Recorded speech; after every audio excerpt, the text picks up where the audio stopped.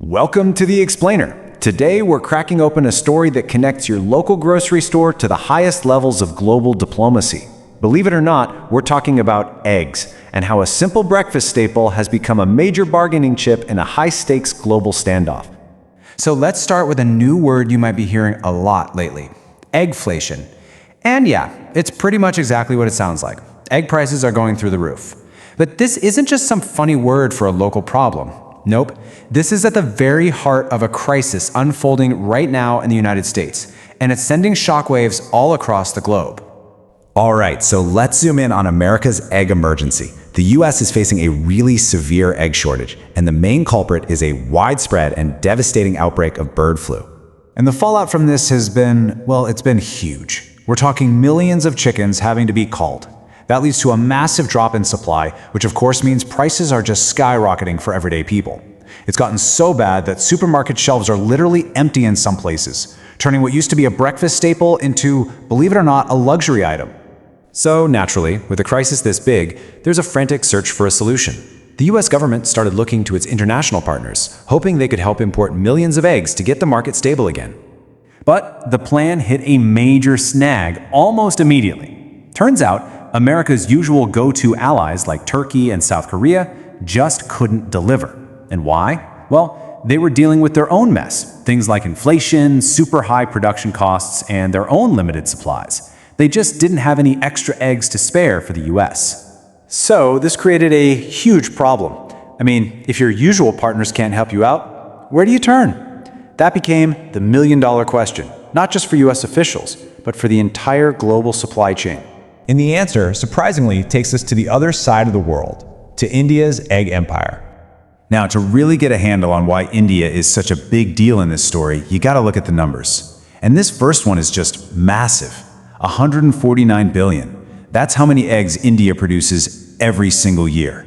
It's an absolutely staggering number, and it makes them a true global powerhouse in the poultry world. And that incredible output puts them right here, number 2. The second largest egg producer on the entire planet. That means they have the kind of capacity that can seriously influence the global supply. But it gets even crazier when you zoom in. We're not just talking about a national total here. Get this, a single city, Namakkal, which is basically India's egg capital, cranks out over 60 million eggs every single day. Just incredible.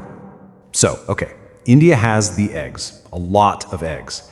But it's about more than just raw numbers. See, a recent import ban from Saudi Arabia means they have this huge surplus just ready to go. On top of that, their biosecurity systems are top-notch, so they've managed to keep bird flu mostly under control. And they've got the modern logistics, the cold chain to transport all those eggs quickly and safely. So, on paper, India is the perfect solution, right? Well, this is where things get complicated. We're moving from a simple supply problem to something much bigger: the price of helping. You have to remember the context here. The US has been putting pressure on India about things like its purchase of Russian oil. So India looks at this egg crisis and sees an opportunity, a strategic opening to use its newfound leverage and negotiate on its own terms. So before even one egg gets shipped, India has laid its cards on the table. They've made their conditions for aid crystal clear.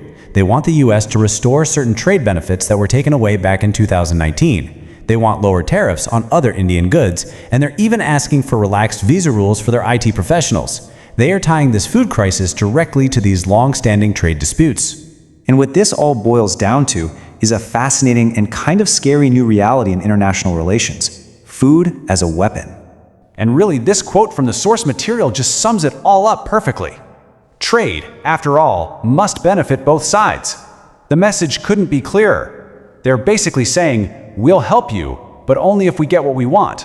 Cooperation is on the table, but it's not unconditional. So why does any of this matter to you? Well, because it shows how something as basic as a food shortage can completely transform into a powerful bargaining chip in high-stakes diplomacy. It's this incredible example of food security becoming a tool for nations to push for their own interests. Suddenly, what happens in a chicken coop in India can directly influence major policy decisions being made in Washington, D.C. And all of this leaves us with a really tough question, the central dilemma at the heart of this whole crisis. Should a country with a surplus offer up immediate humanitarian aid, no strings attached? Or should it use that leverage to secure its own national interests first? There's really no easy answer here. It pits the immediate urgent needs of one nation against the long-term strategic goals of another. And it really makes you think, what's the right call?